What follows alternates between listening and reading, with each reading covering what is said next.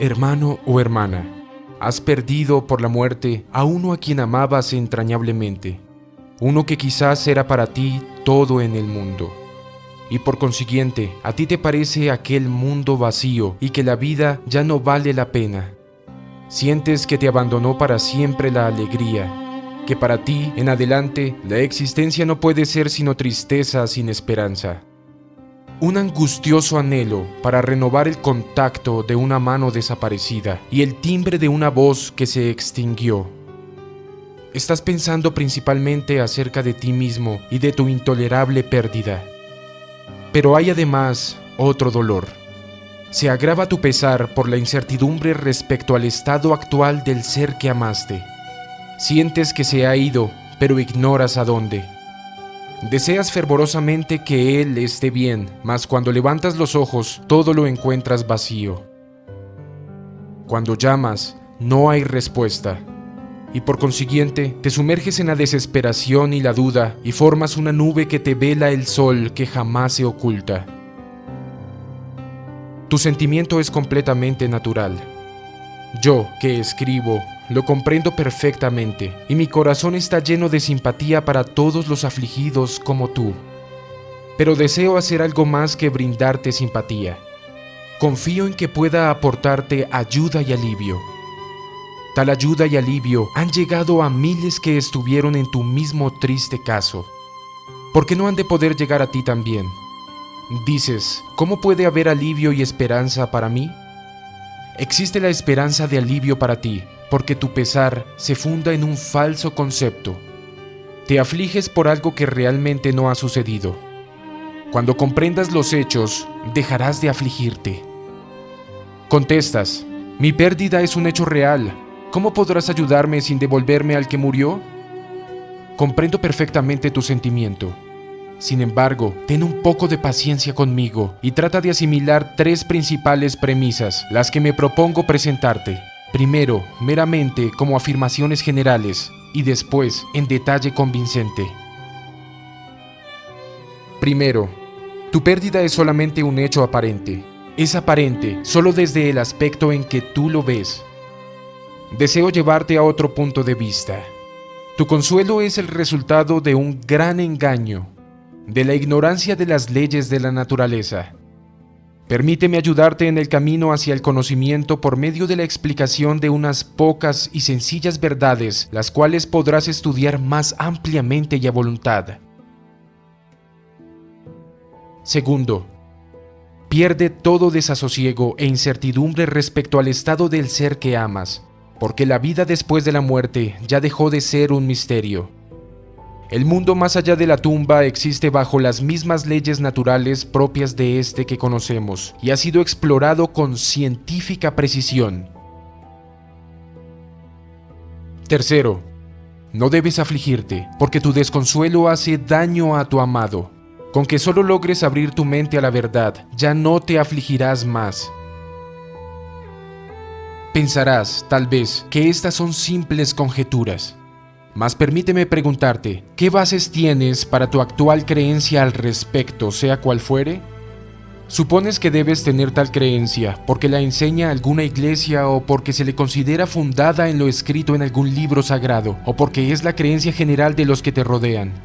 La aceptada opinión de tu época. Mas si procuras librar tu mente de preceptos, verás que esas opiniones también descansan en una mera afirmación, puesto que las iglesias enseñan dogmas distintos y las palabras del libro sagrado pueden ser y han sido interpretadas de diferentes maneras. El dogma aceptado de tu época no se basa en conocimiento exacto alguno, es sencillamente cosa de oídas.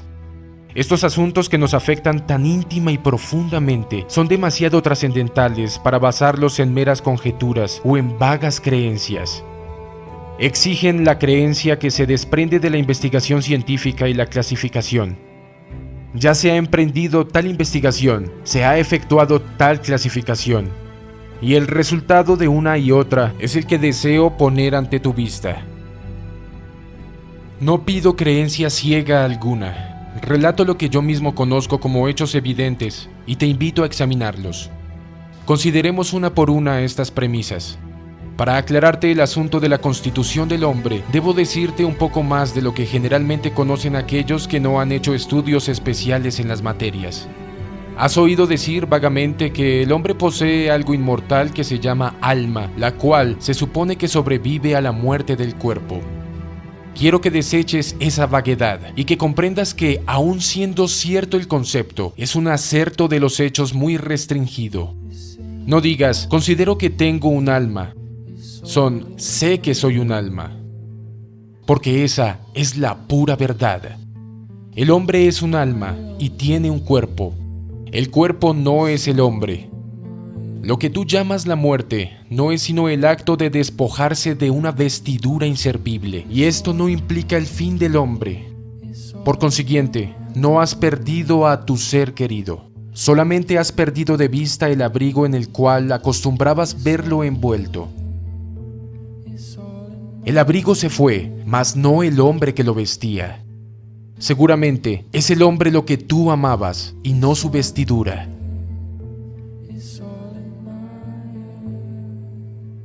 Antes de que puedas entender las condiciones de tu amigo, precisa que comprendas la tuya. Haz un esfuerzo para asimilarte el hecho de que tú eres un ser inmortal.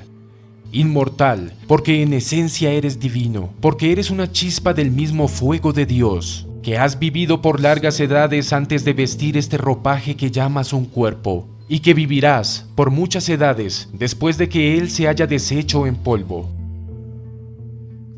Dios hizo al hombre a su imagen y semejanza. Esto no es una adivinanza o una creencia piadosa. Es un hecho científico definido, susceptible de prueba, como podrías verlo por medio de la literatura sobre el particular, si te tomaras el trabajo de leerla. Lo que has considerado como tu vida es en realidad un solo día de tu verdadera vida como alma. Cosa igualmente cierta respecto de tu amado. Por consiguiente, él no está muerto. Es únicamente su cuerpo lo que se desechó. Sin embargo, no por esto debieras pensar de él como un mero aliento sin cuerpo, o de manera alguna que sea menos él mismo de lo que antes era. Como afirmó San Pablo hace mucho tiempo, hay un cuerpo natural y hay un cuerpo espiritual. La gente entiende mal esa observación porque considera estos cuerpos como sucesivos y no comprende que todos nosotros poseemos el uno y el otro a una hora. Tú, que escuchas esto, posees tanto un cuerpo natural o físico, el cual puedes ver, como otro cuerpo interno que no puedes ver, el que llamaba San Pablo espiritual. Y cuando desechas el físico, aún retienes aquel otro y más fino vehículo. Quedas revestido de tu cuerpo espiritual. Si simbolizamos el cuerpo físico como un sobretodo o abrigo, podemos pensar de este cuerpo espiritual como de la ropa interior que el hombre viste debajo de esa vestidura externa. Si esa idea ya se te aclara, avancemos otro paso. No es solamente en lo que llamas la muerte, donde desechas aquel cuerpo de materia densa. Cada noche al dormir, te separas de él por un rato y andas vagando por el mundo de tu cuerpo espiritual, invisible con respecto a este mundo denso, pero claramente visible para aquellos amigos que estuvieran usando a la vez sus cuerpos espirituales. Porque cada cuerpo ve únicamente aquello que está en su propio nivel. Tu cuerpo físico ve solamente otros cuerpos físicos. Tu cuerpo espiritual ve solamente otros cuerpos espirituales. Cuando vuelves a ponerte tu abrigo, es decir, cuando vuelves a tu cuerpo más denso y despiertas a este mundo inferior, suele suceder que tienes algún recuerdo, aunque generalmente muy embrollado, de lo que has visto cuando estuviste en otra parte, y lo llamas un sueño vívido. Por tanto, puede descubrirse el sueño como una especie de muerte temporal, consistiendo la diferencia en que no te separas de tu abrigo de modo tan radical que quedes impedido de volver a ponértelo. Por tanto, puede descubrirse el sueño como una especie de muerte temporal, tal como decía Jesucristo, dormir es una muerte pequeña. Queda igualmente demostrado que cuando duermes, entras a la misma condición por la cual ha pasado el ser amado por ti. Ahora procederé a explicarte cuál es esa condición. Han corrido muchas teorías respecto de la vida después de la muerte, casi todas ellas basadas en falsas comprensiones de las antiguas escrituras. En un tiempo se aceptaba casi universalmente en Europa el horrible dogma de lo que se llamaba sempiterno castigo. Ahora, ya nadie más, fuera de los rematadamente ignorantes, creen en él. Fue basado en una mala traducción de ciertas palabras atribuidas a Cristo y mantenido por los monjes medievales como un espantajo conveniente en que asustar a las masas ignorantes para que se portaran bien. A medida que el mundo avanzaba en la civilización, empezaron los hombres a comprender que tal dogma era no solo blasfemo, sino ridículo. Los religiosos modernos lo han reemplazado, por consiguiente, por sugestiones algo más sanas, pero generalmente vagas y enteramente apartadas de la sencillez de la verdad. Todas las iglesias han complicado sus doctrinas porque insistieron en empezar con el absurdo e infundado dogma de una cruel e iracunda deidad, la cual se complacía en hacer daño a su pueblo. Ellas importaron esa espantosa doctrina del primitivo judaísmo, en lugar de aceptar la enseñanza del Cristo, de que Dios es un Padre amoroso. La gente que ha podido asimilarse el hecho fundamental de que Dios es amor y que su universo se gobierna por medio de leyes sabias y eternas, ha empezado a darse cuenta de que estas leyes deben obedecerse, tanto en el mundo del más allá de la tumba como en este. Pero aún son vagas tales creencias. Nos hablan de un lejano cielo, de un día del juicio en el remoto porvenir. Pero nos informan poco respecto de lo que sucede aquí y ahora. Los que enseñan ni pretenden tener experiencia personal alguna de las condiciones que reinan después de la muerte. No nos dicen lo que ellos mismos saben, sino solamente lo que han oído de otros. ¿Cómo podrá satisfacernos eso? La verdad es que ya pasó el día de la creencia ciega. Hemos llegado a la era del conocimiento científico, y ya las ideas que carecen de razón y sentido común son inaceptables. No existe razón alguna para que los métodos de la ciencia no se apliquen a la elucidación de problemas que en otros días se dejaban enteramente a la religión. En verdad, tales métodos se han aplicado en diversas investigaciones psíquicas, y es el resultado de estas investigaciones, hechas con espíritu científico, el que deseo expresarte ahora. Somos espíritus, mas vivimos en un mundo material, un mundo que sin embargo apenas comprendemos parcialmente.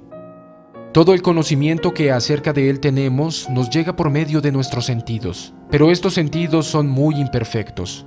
Podemos ver los objetos sólidos. Usualmente podemos ver los líquidos, salvo que estuvieran absolutamente claros. Mas los gases, en la mayoría de los casos, son invisibles. La investigación demuestra que hay otras especies de materia mucho más imperceptibles que los gases más tenues, a las cuales no responden nuestros sentidos físicos, de modo que no podemos llegar a conocerlas por medios físicos. Sin embargo, podemos llegar a relacionarnos con ellas.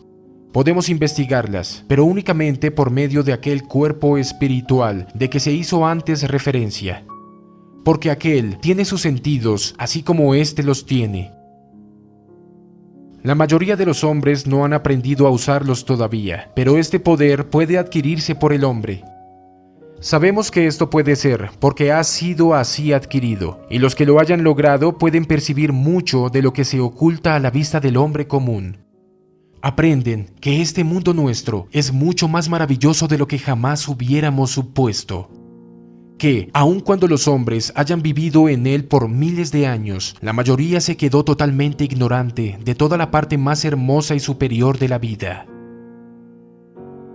La línea de investigación a que me refiero ha dado ya muchos resultados maravillosos y cada día nos ofrece nuevas perspectivas.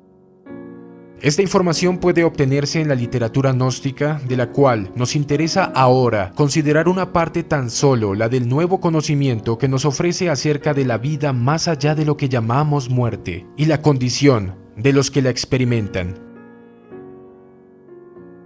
Lo primero que aprendemos es que la muerte no es el fin de la vida, como ignorantemente hemos presumido, sino meramente el paso de una etapa de vida a otra. Ya hemos dicho que es como quitarse el abrigo, pero que después el hombre se encuentra vestido con su acostumbrada ropa interior, el cuerpo espiritual, pero que aun cuando por ser tanto más fino, San Pablo lo llamó el espiritual, es siempre un cuerpo y por consiguiente material, aunque la materia de la cual se compone sea mucho más fina que cualquiera de las conocidas comúnmente por nosotros.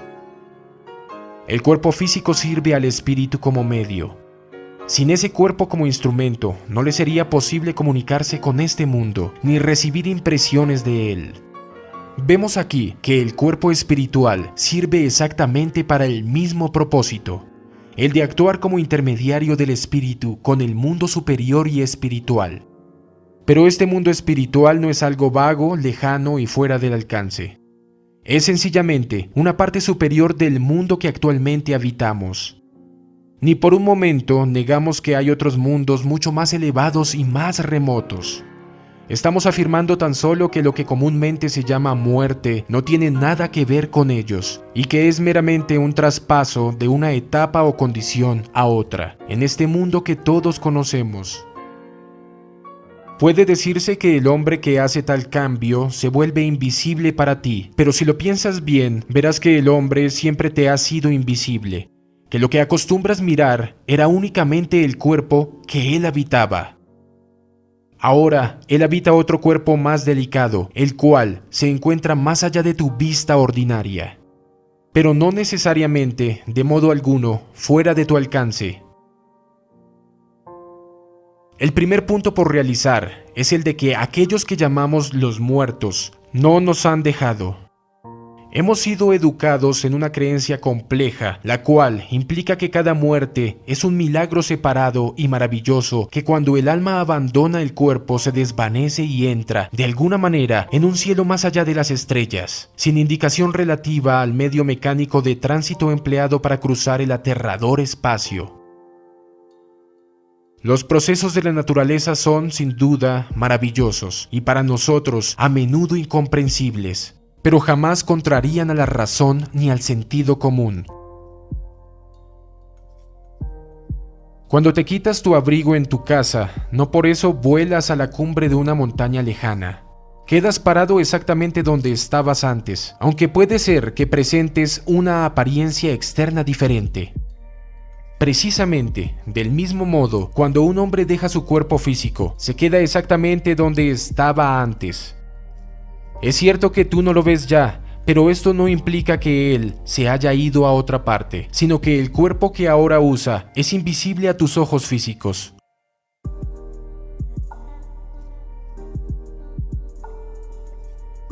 Probablemente sabes que nuestros ojos no responden sino en proporción muy pequeña a las vibraciones que existen en la naturaleza y por consiguiente las únicas sustancias que podemos ver son aquellas que pueden reflejar esas especiales ondulaciones.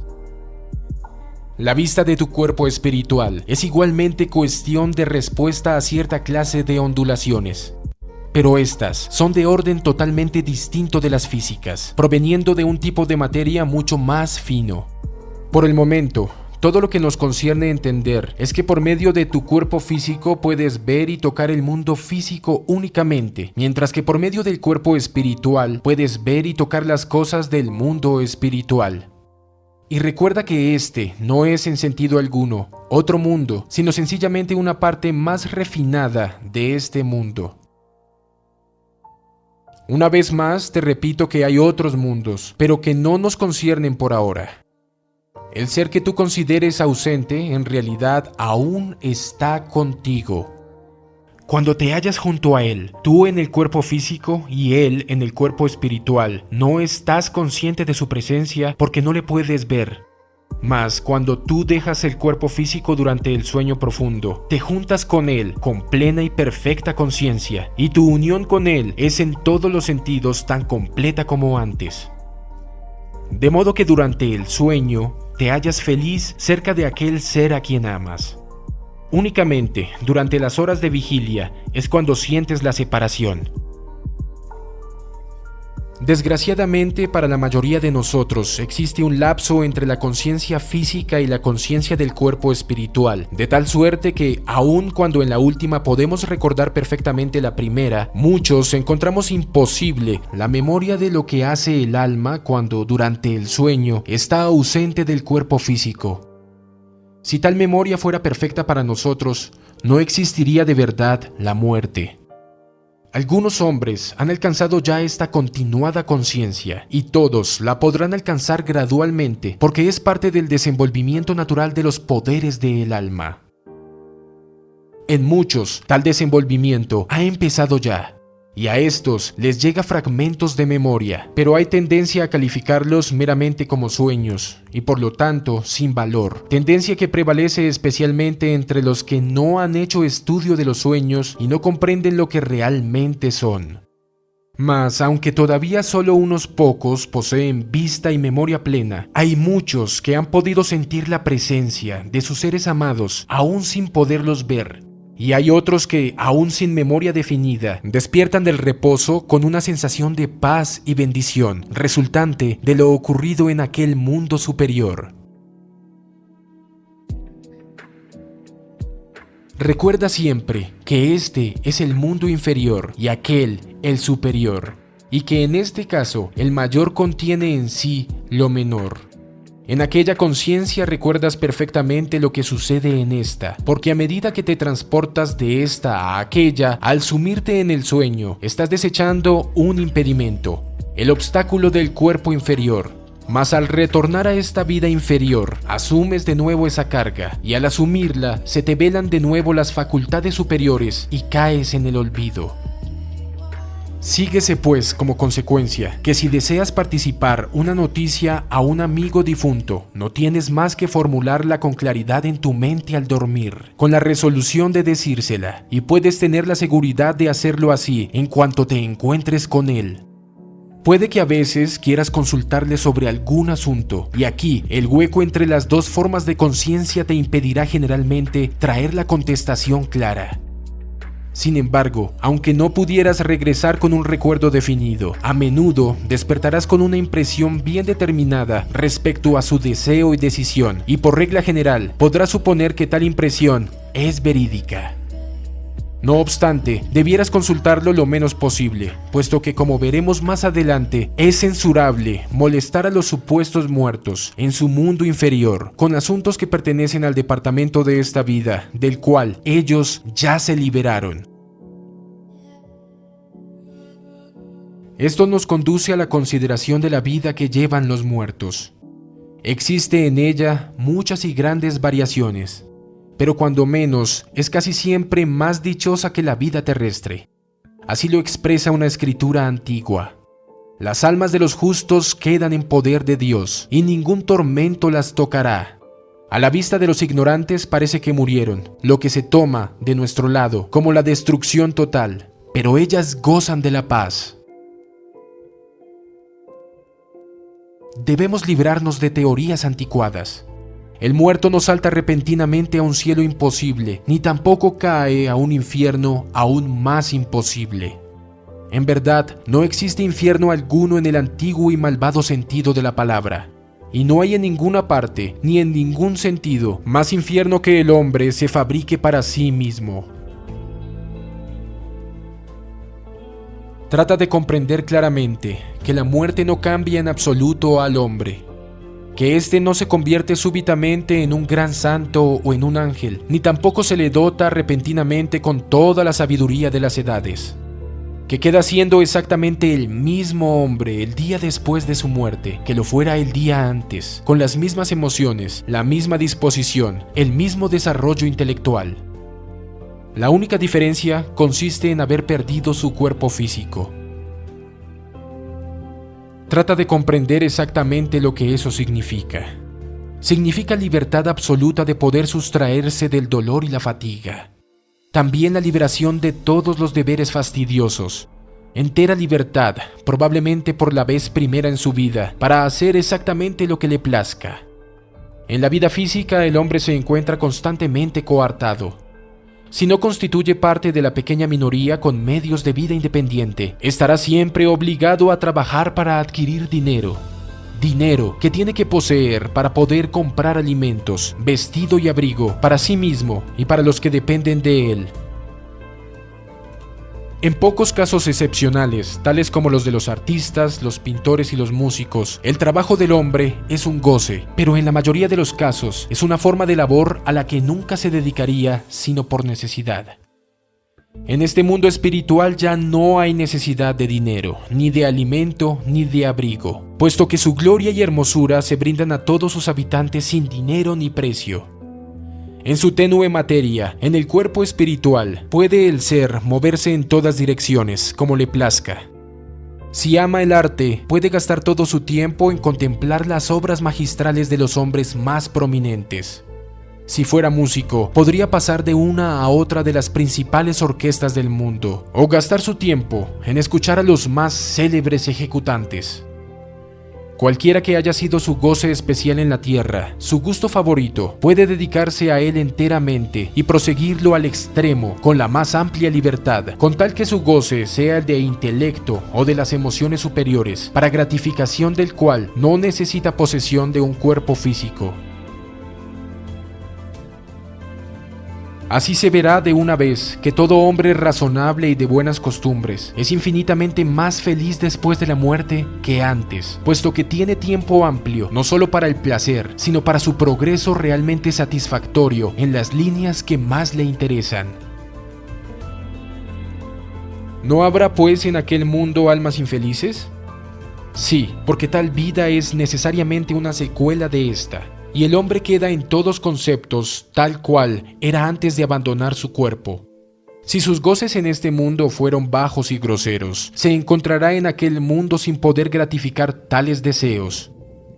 Un borracho sufrirá deseos inextinguibles de beber, sin cuerpo ya con el cual apaciguarlos. Al glotón le harán falta los placeres de la mesa. El avariento no encontrará oro que amontonar. El hombre que se ha acostumbrado a ceder en la tierra a las pasiones indignas sentirá que aún le corroen. La persona sensual aún palpitará con apetencias que ya no pueden ser satisfechas. El hombre celoso es aún desgarrado por sus celos, tanto más cuanto que ya no puede impedir los actos de quien fue objeto de sus celos. Tales personas indudablemente sufren, pero únicamente esa clase de seres, únicamente aquellas cuyas tendencias y pasiones fueron groseras y físicas en su naturaleza. Y aún ellas pueden dominar en absoluto su propia suerte. Con solo vencer tales inclinaciones, inmediatamente se libran del sufrimiento que sus impulsos causan. Recuerda siempre que no hay tal castigo. No hay más que el resultado natural de una causa definida. De modo que solo se necesita remover la causa y cesa el efecto, no siempre inmediatamente, sino en cuanto la energía de la causa se agota. Hay muchas personas que, habiendo evitado esos vicios notorios, han vivido, sin embargo, lo que puede llamarse vidas mundanas, importándoles principalmente la sociedad y sus convencionalismos, y pensando únicamente en el goce propio.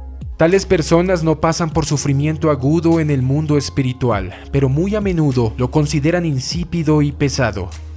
Pueden juntarse con otras de su mismo tipo, pero generalmente encuentran en ellas algo monótono, ya que no puede haber competencia ni en el vestir ni en la general ostentación, mientras que las personas del tipo mejor y más inteligentes con quienes desean juntarse actúan por regla general de modo distinto y les son por consiguiente casi inaccesibles. Pero cualquier hombre de intelectualidad racional o de artísticos sentimientos se encontrará infinitamente más feliz fuera de su cuerpo físico que dentro de él. Y debe recordarse que es siempre posible que un hombre desarrolle en aquel mundo un interés racional si su discernimiento lo impulsa a ello. Los artistas e intelectuales son supremamente felices en esa vida nueva. Pero aún más felices, creo yo, lo son aquellos cuyo interés más elevado se ha concentrado en la humanidad. Aquellos cuyo goce mayor ha sido ayudar, socorrer y enseñar. Porque si bien ya no hay en aquel mundo ni pobreza, ni hambre, ni sed, ni frío, hay sin embargo dolientes a quienes se puede consolar, ignorantes a quienes se puede enseñar. Justamente porque en los países occidentales hay tan poco conocimiento del mundo de ultratumba, encontramos en ese mundo muchos que necesitan instrucción respecto a las posibilidades de su nueva vida. Y así, uno que sabe puede ir esparciendo la esperanza y la alegría, allá tanto como acá. Pero recuerda siempre que los términos allá y acá se usan en obsequio a nuestra ceguera, puesto que aquel mundo está aquí, a nuestro alrededor, continuamente, y ni por un momento puede ser considerado como distante o de difícil aproximación. Se preguntará, ¿nos ven los muertos? ¿Oirán lo que decimos? Indudablemente nos ven en el sentido de que están siempre conscientes de nuestra presencia, de que saben si somos felices o desdichados, pero no oyen las palabras que pronunciamos, ni son conscientes en detalle de nuestras acciones físicas. Un momento de pensar nos demostrará cuáles son los límites de su poder para ver. Ellos habitan en lo que hemos llamado el cuerpo espiritual, un cuerpo que existe en nosotros y es aparentemente un duplicado exacto del cuerpo físico. Pero mientras estamos despiertos, nuestra conciencia se enfoca exclusivamente en el último. Hemos dicho ya que así como la materia física se relaciona solamente con el cuerpo físico, así también la materia del mundo espiritual es perceptible únicamente por aquel cuerpo superior.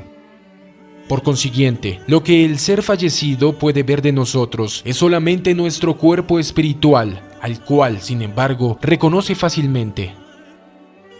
Cuando estamos lo que llamamos dormidos, nuestra conciencia usa ese vehículo y entonces estamos despiertos para el fallecido. Mas cuando transferimos nuestra conciencia al cuerpo físico, le pertenece al fallecido que dormimos, puesto que si bien nos mira él aún, ya no le hacemos caso ni podemos comunicarnos con él. Cuando se duerme alguna persona, nos damos perfecta cuenta de su presencia, pero por el momento no podemos comunicarnos con ella. Precisamente igual es la condición de un ser viviente cuando se halla despierto ante los ojos del difunto. Generalmente, por no poder recordar en vigilia lo visto durante el sueño, sufrimos el engaño de creer que hemos perdido a nuestro muerto. Mas ellos jamás se engañan creyendo habernos perdido, puesto que continuamente pueden vernos. La única diferencia para ellos consiste en que nosotros estamos con ellos durante la noche y ausentes durante el día, mientras que cuando habitaban con nosotros en la tierra, sucedía exactamente lo contrario. Ahora bien, esto que según San Pablo hemos estado llamando el cuerpo espiritual, se denominaba usualmente el cuerpo astral. Es especialmente el vehículo de nuestros sentimientos y emociones. Por consiguiente, lo que con más claridad se le muestra a los muertos son nuestras emociones y sentimientos. Si estamos contentos, lo comprenden instantáneamente, aunque no conozcan la causa de nuestra alegría. Si estamos tristes, inmediatamente se dan cuenta de ello y comparten nuestra tristeza sin saber la causa de ella. Todo esto es, por supuesto, durante nuestras horas de vigilia. Cuando dormimos, conversan con nosotros como antes acostumbraban en la tierra. Aquí, en nuestra vida física, podemos disimular nuestros sentimientos. En aquel mundo superior, esto es imposible porque se hacen visibles instantáneamente. Como tantos de nuestros pensamientos versan sobre nuestros sentimientos, la mayoría son muy perceptibles en aquel mundo. Pero el pensamiento abstracto aún queda oculto. Dirás que todo esto tiene muy poco parecido al cielo y al infierno que nos describían durante nuestra infancia. Sin embargo, resulta que esta es la realidad que se ocultaba tras de todos aquellos mitos. En verdad, no existe infierno alguno. No obstante, ya se comprenderá que el borrachín o el sensualista pueden prepararse para sí algo que lo imita con bastante fidelidad. Solo que no es perpetuo. Dura únicamente hasta que a ellos se les agotan los deseos. Pueden en cualquier momento terminarlo, si tienen suficiente fuerza y juicio para dominar tales apetitos terrestres y elevarse por encima de ellos. Esta es la verdad implícita en la doctrina católica del purgatorio. La idea de que después de la muerte, las malas tendencias del hombre deben extinguirse por medio de cierta cantidad de sufrimiento, antes de que sea capaz de gozar la gloria del cielo. Existe una segunda y más alta etapa de la vida después de la muerte, que corresponde bastante de cerca de un concepto racional del cielo. Se logra aquel nivel superior cuando todo anhelo inferior o egoísta haya desaparecido en absoluto. Entonces pasa el hombre a una condición de éxtasis o de suprema actividad intelectual, según las líneas en las cuales haya fluido su energía durante su vida terrestre. Aquello es para él un periodo de la más suprema bienaventuranza, un periodo de muchísima comprensión, de mayor aproximación a la realidad. Pero esta dicha alcanza a todos, no solamente a los especialmente piadosos. En modo alguno debe verse como premio, sino solamente como el inevitable resultado del carácter cultivado en la vida terrestre. Si un hombre se siente lleno de desinteresado amor intelectual o artístico, el inevitable resultado de tal desarrollo será este goce de que hablamos. Que se recuerde que todas estas no son sino etapas de una vida, y que así como la conducta de un hombre durante su juventud le proporciona las condiciones que gobiernan su madurez y su vejez, así, la conducta de un hombre durante una vida terrestre determina su condición durante tales estados sucesivos. ¿Es eterno este estado de gloria?, me preguntas. No, porque como he dicho, es el resultado de la vida terrestre y una causa finita jamás puede producir un resultado infinito. La vida del hombre es mucho más larga y mucho más grande de lo que tú te has imaginado.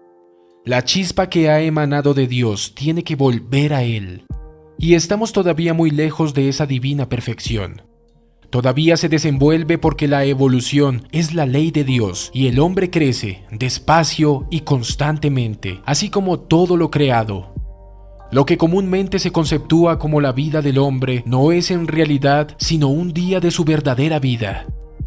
Tal como en esta vida ordinaria el hombre se levanta diariamente, se viste y sale a su trabajo cotidiano, y después, al anochecer, se desnuda para descansar, y luego, a la mañana siguiente, se levanta para continuar su trabajo en el punto en que lo dejó. Así también, cuando el hombre entra a la vida física, se viste del cuerpo físico, y cuando termina su trabajo, se quita aquel vestido una vez más, en lo que tú llamas la muerte, y pasa al estado de descanso, el cual he descrito ya. Y cuando acaba de descansar, se pone una vez más el vestido del cuerpo y sale otra vez para empezar un nuevo día de la vida física, continuando su evolución desde el punto mismo en que la había dejado. Y esta, su larga vida, dura hasta que alcanza la meta de la divinidad, conforme al esquema de Dios.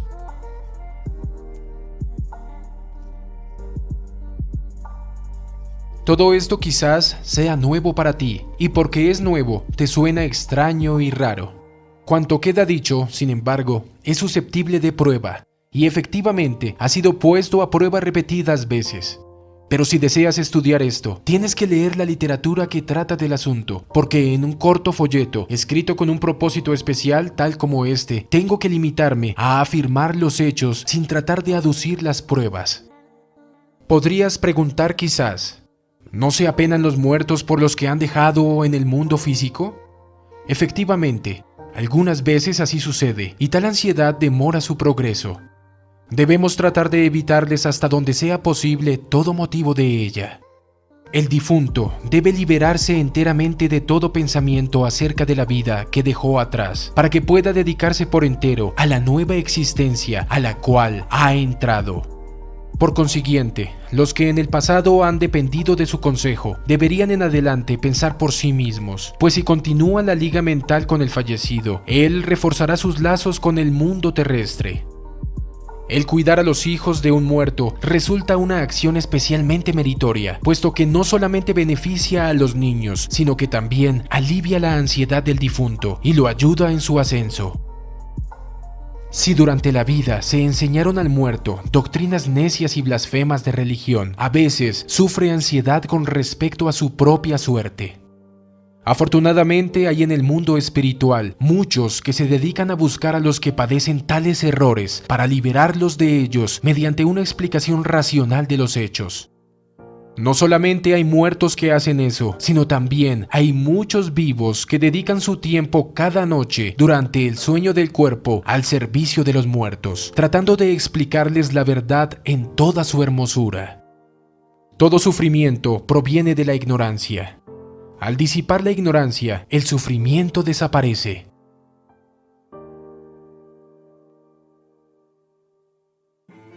Uno de los casos más tristes de aparente pérdida es cuando un niño deja este mundo físico, quedando sus padres sumergidos en el dolor. ¿Qué sucede a los niños en aquel mundo espiritual tan extraño y nuevo?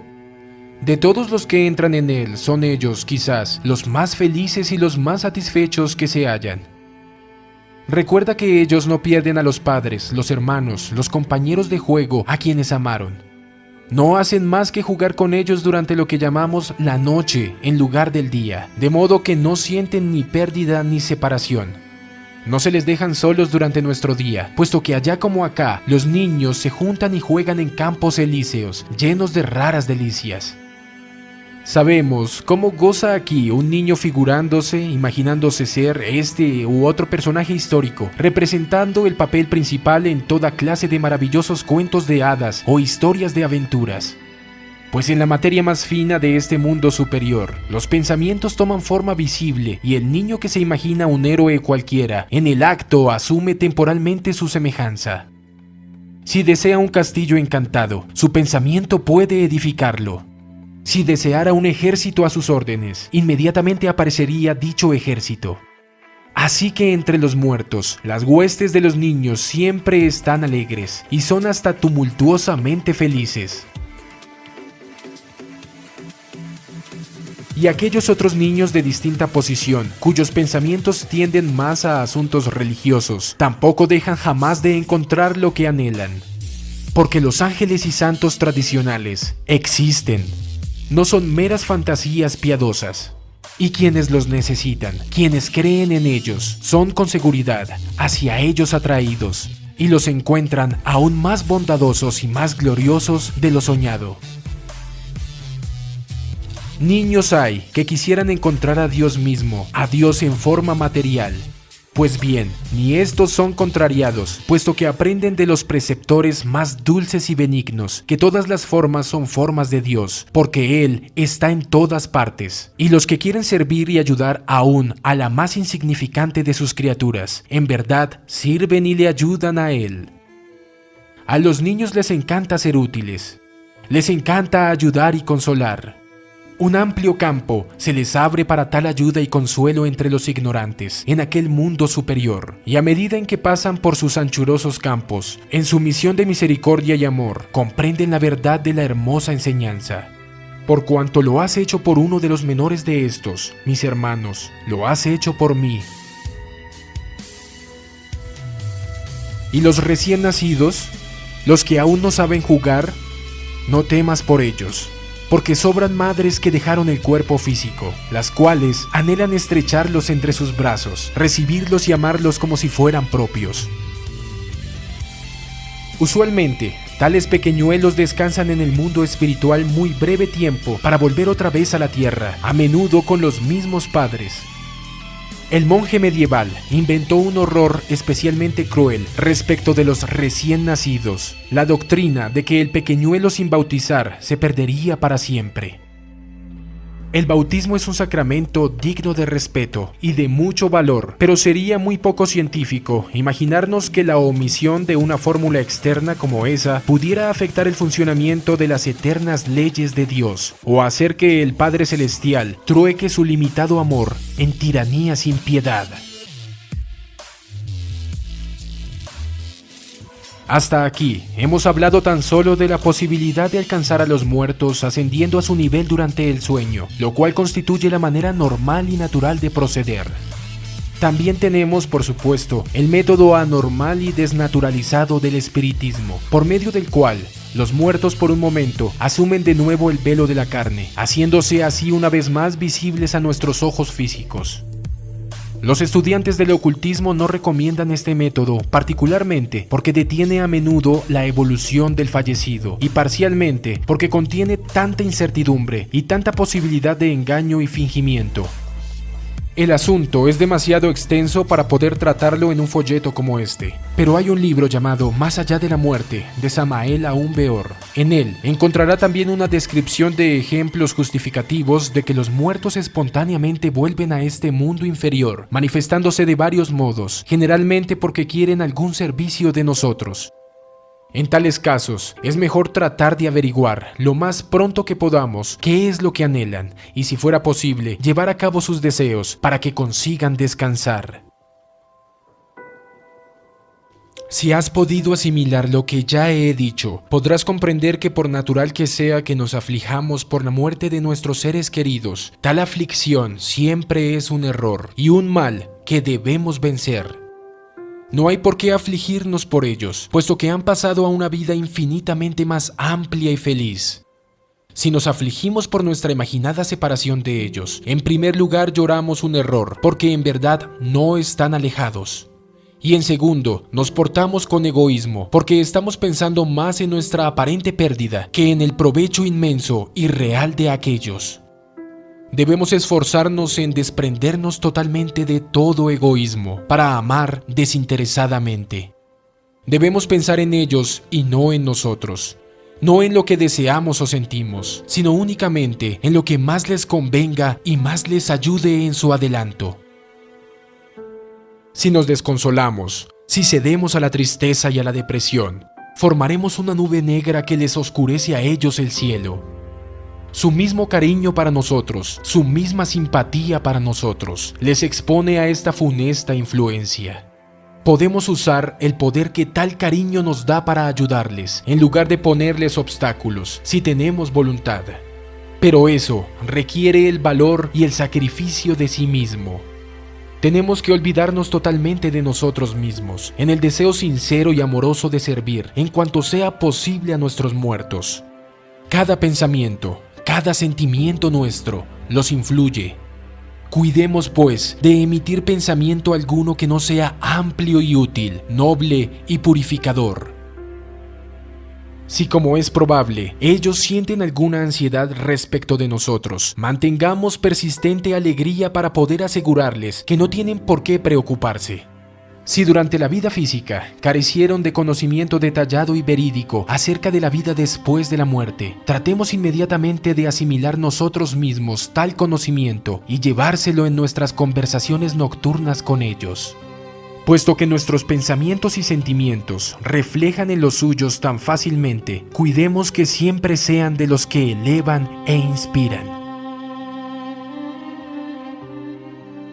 Trata de comprender la unidad de todo.